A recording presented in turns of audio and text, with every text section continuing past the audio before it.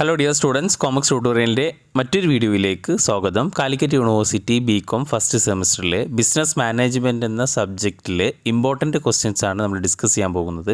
അപ്പോൾ ഇവിടെ നമ്മൾ സെക്കൻഡ് മൊഡ്യൂളിൽ അഥവാ ഫങ്ഷൻസ് ഓഫ് മാനേജ്മെൻറ്റ് എന്ന മൊഡ്യൂളിലെ ഇമ്പോർട്ടൻറ്റ് ക്വസ്റ്റ്യൻസ് നമുക്ക് നോക്കാം. അപ്പോൾ ആദ്യം 2 മാർക്ക് ക്വസ്റ്റ്യൻസിലേക്ക് നോക്കുകയാണെന്നുണ്ടെങ്കിൽ first, what do you mean by direction? അപ്പോൾ ഒരു ഓർഗനൈസേഷനിൽ പ്ലാൻ ചെയ്ത പോലെ കാര്യങ്ങളൊക്കെ നടക്കാൻ വേണ്ടിയിട്ട് ഇൻസ്ട്രക്ഷൻസ് ഇഷ്യൂ ചെയ്യുന്നതിനെയാണ് നമ്മൾ ഡയറക്ഷൻ എന്ന് പറയുന്നത്. Okay, next, what is supervision? സബോർഡിനേറ്റ്സിന് കൊടുത്തിട്ടുള്ള വർക്ക് അത് നോക്കുക, അതിന് അതേപോലെ എംപ്ലോയീസിനെ ഗൈഡ് ചെയ്യുക, എന്തെങ്കിലും തെറ്റുണ്ടെങ്കിൽ തെറ്റ് വരുത്തിയിട്ടുണ്ടോ എന്നൊക്കെ ചെക്ക് ചെയ്യുക. അപ്പോൾ അതിനൊക്കെയാണ് നമ്മൾ സൂപ്പർവിഷൻ എന്ന് പറയുന്നത്. Next, what you mean by motivation? Motivation എന്ന് പറയുമ്പോൾ ഒരു ഡിസൈർഡ് ഗോൾ അക്കംപ്ലിഷ് ചെയ്യാൻ വേണ്ടിയിട്ട്, അച്ചീവ് ചെയ്യാൻ വേണ്ടിയിട്ട് എംപ്ലോയീസിനെ സ്റ്റിമുലേറ്റ് ചെയ്യുക, അതിനെ പ്രേരിപ്പിക്കുന്ന ഒരു പ്രോസസ്സിനെയാണ് നമ്മൾ മോട്ടിവേഷൻ എന്ന് പറയുന്നത്. Next, what you mean by esteem need? അപ്പോൾ മാസ്ലോ നീഡ് ഹെറാർക്കി തിയറിയിൽ പെട്ട ഒരു നീഡാണ് എസ്റ്റീം നീഡ്. അപ്പോൾ എസ്റ്റീം നീഡ് കൺസേൺ ചെയ്യുന്നതിൽ കോൺസെൻട്രേറ്റ് ചെയ്യുന്നത് സെൽഫ് റെസ്പെക്റ്റ്, സെൽഫ് കോൺഫിഡൻസ്, പിന്നെ അതേപോലെ ഫീലിംഗ് ഓഫ് പേഴ്സണൽ വർത്ത്, അതൊക്കെയാണ് ഈ എസ്റ്റീം നീഡ്സിൽ വരുന്നത്. Next question, what is leadership? Leadership എന്ന് പറയുമ്പോൾ is a ability of a manager. ഒരു മാനേജറിൻ്റെ എബിലിറ്റിയാണ് to induce subordinates to work with confidence. അപ്പോൾ സബോർഡിനേറ്റ്സിന് കോൺഫിഡൻസോട് കൂടിയിട്ട് വർക്ക് ചെയ്യാൻ വേണ്ടിയിട്ട് പ്രേരിപ്പിക്കുന്നതിനെയാണ് നമ്മൾ ലീഡർഷിപ്പ് എന്ന് പറയുന്നത്. അപ്പോൾ അതിൻ്റെ ഒരു മീനിങ് എന്തെങ്കിലും ഒന്ന് സിമ്പിളായിട്ടുള്ളത് പഠിച്ചു വെക്കാം. Next, what you mean by control?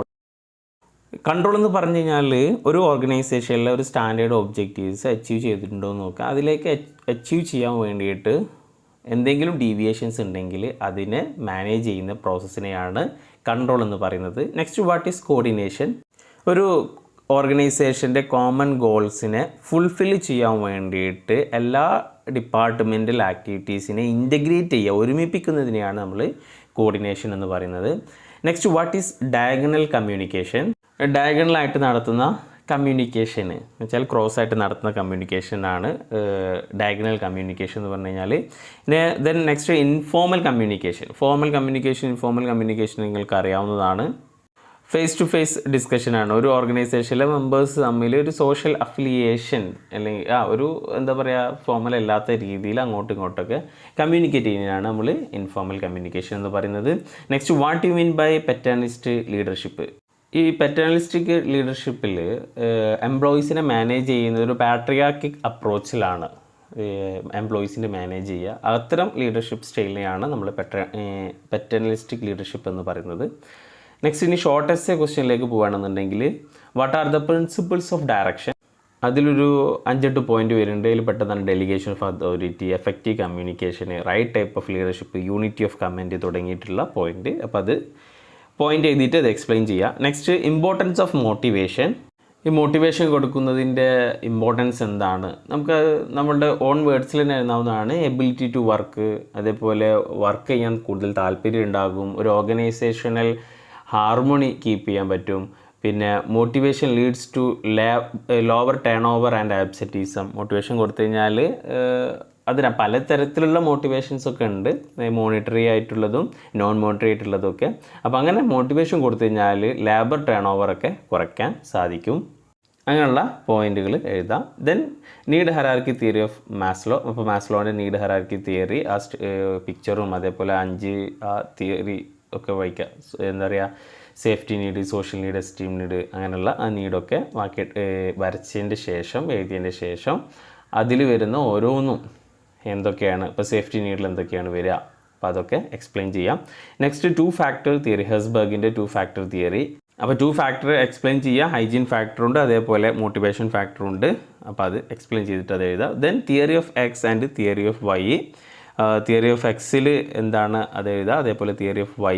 അപ്പോൾ ഒന്നിൽ തിയറി ഓഫ് എക്സ് പറയുകയാണെന്നുണ്ടെങ്കിൽ വർക്ക് ചെയ്യാൻ വലിയ താല്പര്യമൊന്നുമില്ല, ഡിസ്ലൈക്കാണ് അവരുടെ എംപ്ലോയീസിന്, അതേപോലെ അവർ വർക്കിനോട് ഡിസാറ്റിസ്ഫൈഡ് ആണ്. പക്ഷേ തിയറി ഓഫ് വൈ എന്ന് പറയുമ്പോൾ അവർ എന്താ പറയുക, വർക്കൊരു നാച്ചുറലായിട്ടാണ്, അവരൊരു സ്പിരിറ്റ് ആയിട്ടാണ് കൺസിഡർ ചെയ്തിട്ടുള്ളത്. അപ്പോൾ ആ രീതിയിൽ അതിനെ എക്സ്പ്ലെയിൻ ചെയ്യാം. നെക്സ്റ്റ്, ഷോർട്ട് എസ്സേ ക്വസ്റ്റ്യനിലേക്ക് വരികയാണെങ്കിൽ different types of leadership okay. അപ്പോൾ ഡിഫറെൻറ്റ് ലീഡർഷിപ്പ് സ്റ്റൈൽ പറയുകയാണെങ്കിൽ ഓട്ടോക്രാറ്റിക് ലീഡർഷിപ്പ് ഉണ്ട്. ഓട്ടോക്രാറ്റിക്കിൽ തന്നെ വീണ്ടും ക്ലാസിഫിക്കേഷനൊക്കെ വരുന്നുണ്ട്. പിന്നെ പാർട്ടിസിപ്പേറ്റീവ് ലീഡർഷിപ്പ്, ലൈസർ ഫിയർ ഒരു ഫ്രീ റൈൻ ലീഡർഷിപ്പ് തുടങ്ങിയിട്ടുള്ള ലീഡർഷിപ്പ് സ്റ്റൈൽ എഴുതാം.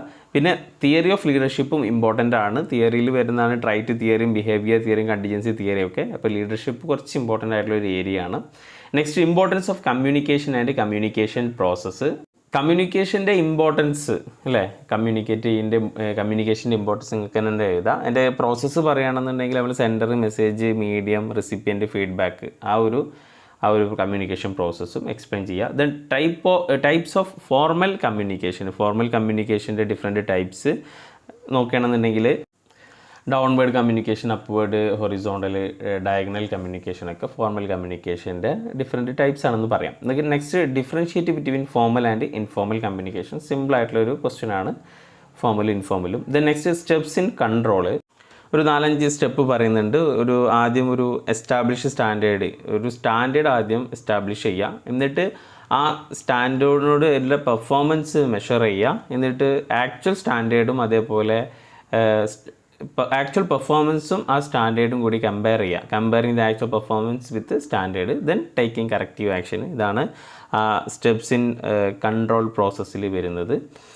നെക്സ്റ്റ് എസ് എ ക്വസ്റ്റ്യനിലേക്ക് വരാണെന്നുണ്ടെങ്കിൽ ബാരിയേഴ്സ് ഓഫ് എഫക്റ്റീവ് കമ്മ്യൂണിക്കേഷന് നിർബന്ധമായിട്ടും പഠിക്കുക.